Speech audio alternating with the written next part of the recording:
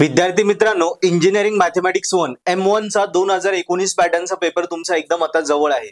So या पेपरसाठी कशा प्रकारे तुम्ही स्कोर करू शकता, कुठल्या युनिटमध्ये काय काय इम्पॉर्टंट टाइप्स आहे, कुठल्या याच्यावर तुम्हाला क्वेश्चन येतात, काय केल्याने खूप चांगले मार्क तुम्हाला कमी दिवसात पडू शकते, या सगळ्या गोष्टींवर आज आपण आपल्या या सब्जेक्ट पॉडकास्ट सिरीजमध्ये आपण आपल्या स्टुडिओमध्ये प्रोफेसर अमोल शिरसाट सरांना बोलवलं आहे. सो सरांकडनं आपण सगळ्या गोष्टींची डिटेलमध्ये माहिती जाणून घेणार आहोत.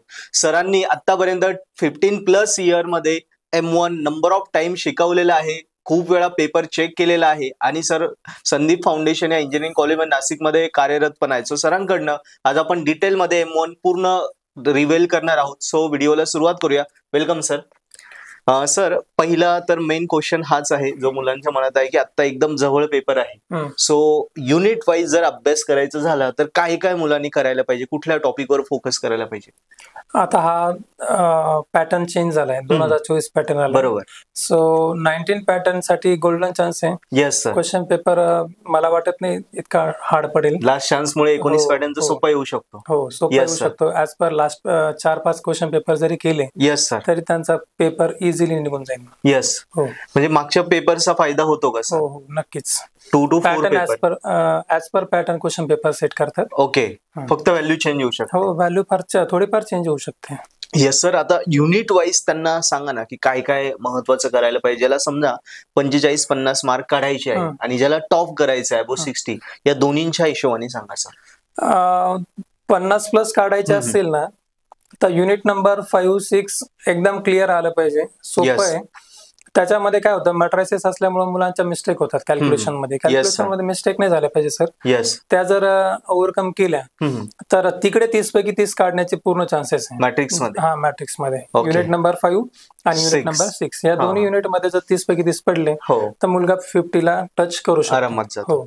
आता युनिट नंबर 3 आणि 4 हे दोन्ही युनिट कसे पीडी वर डिपेंड आहे. ऍप्लिकेशन आहे आणि एक आहे ऍप्लिकेशन ऑफ पीडी आणि दुसरा आहे फक्त पीडी, पार्शल डिफरन्शिएशन. तर यामध्ये काय होतं, मुलांच्या चुका होतात, त्यांना डेरिव्हेटिव्हचा थोडा प्रॉब्लेम येतो, तर तिथे मार्क चान्सेस थोडे जास्त असतात. असं करेक्ट.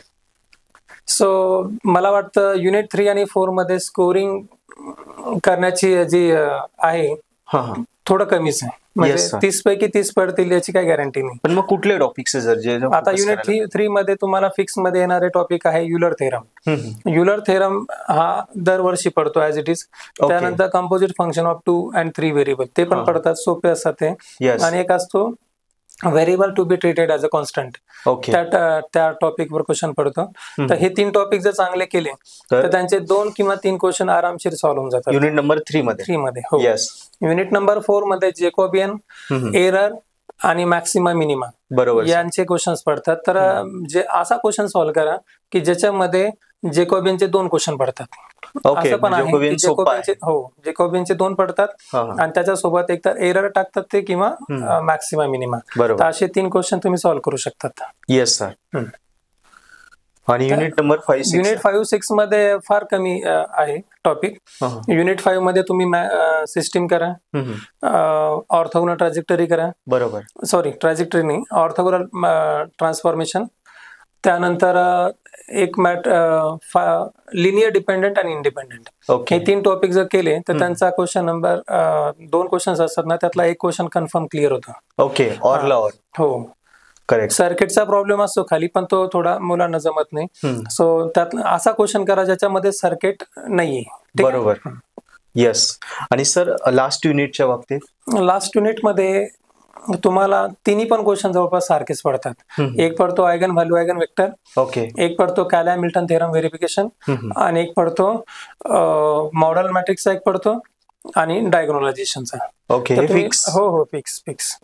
तर मॉडेल मॅट्रिक्स काढण्यासाठी एक विचारतात, त्याच्यामध्ये पण 90% आयगन व्हॅल्यूज काढतो आपण ऍक्च्युली. हो, म्हणजे तुमचा आयगन व्हॅल्यू जर नीट आल्या तर तुमचे 3 क्वेश्चन क्लिअर होतात. एकदम सोपं आहे. विदिन एका दिवसात तुम्ही अभ्यास करू शकतात. युनिट नंबर 6 खूप सोपं आहे. 1-2च टॉपिक आहेत त्यात. म्हणजे युनिट नंबर 5-6 हा इझी आहे. आणि ज्याला आणि सर आता पेपरला समजा सोडवताना कुठल्या सिक्वेन्सने पेपर सोडवायला पाहिजे? आता ते विद्यार्थ्यावर अवलंबून आहे, तो कोणता घेतो. बरोबर. आता त्याला तुम्ही काय सजेस्ट त्याचे कमांड जर कॅल्क्युलेशन वर चांगली तर he can go for question number 8-9.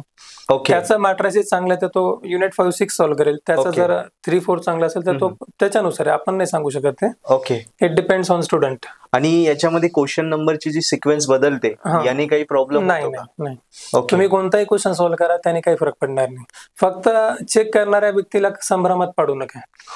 For example question number 3A solve केला, मग 4B, मग 5C, अशा प्रकारे समोरच्याला पण थोडं हेडॅक होतो चेक करायला. तुम्ही क्वेश्चन 3 घ्याल ना तर 3 पूर्ण करा. बरोबर. जर 3 मधला C तुम्हाला येत नाहीये तर जागा सोडा आणि 4 ला जा. असं मेन क्वेश्चन. हो, मेन क्वेश्चनचा समजा सब क्वेश्चन तुम्ही तिथेच कम्प्लीट करा. तिथे काही पेंडिंग ठेवू नका. राहिलं तर राहिलं. जागा सोडा.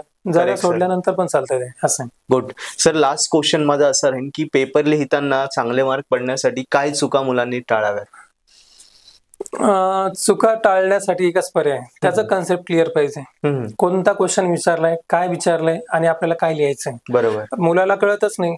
क्वेश्चनचं आयडेंटिफिकेशन जर त्याला झालंच नाही तर तो प्रॉब्लेम येतो त्याला क्वेश्चन जर क्लिअर झाला की हे आपल्याला विचारलंय, आयगन व्हॅल्यूज विचारले, तर याच्यामध्ये काय करायचं त्याच्यासाठी एकच गोष्ट आहे, प्रॅक्टिस. त्याची प्रॅक्टिस जर चांगली असेल तर त्याला काहीच प्रॉब्लेम येणार नाही. अदरवाईज मग तो चुका करणारच. तर याला एकच solution, good practice. Yes sir. So मित्रांनो, सरांनी खूप सुंदर प्रकारे तुम्हाला गोष्टी क्लिअर करून दिल्या की कुठल्या प्रकारे तुम्ही अभ्यास करा आणि M1 तुमचा आरामात क्लिअर होऊ शकतो. सो व्हिडिओ आवडला असेल नक्की तुम्ही चॅनल सबस्क्राईब करा, कमेंटमध्ये लिहा आणि सरांना आपण धन्यवाद देऊया की त्यांनी सुंदर प्रकारे तुम्हाला एक गायडन्स केलं. सो ज्या ज्या गोष्टी सरांनी सांगितल्या ह्या टॉपिक्सला लिहून घ्या आणि अभ्यासाला लागून जा. बघा, तुमचा M1 खूप चांगल्या मार्कावर निघून जाईल. आणि तसंच तुम्हाला वाटलं अजून डिटेलमध्ये M1 करायचं असेल तर आपलं पर्पल ॲट ॲप्लिकेशन नक्की डाउनलोड करा. डिस्क्रिप्शनमध्ये त्याची लिंक आहे, त्यावर M1 पूर्ण रेकॉर्डेड लेक्चर कोर्स आहे, तो घेऊन पण तुम्ही तुमचा इंजिनिअरिंग मॅथमॅटिक्स 1 शुअरली क्लिअर करू शकता. So thank you sir.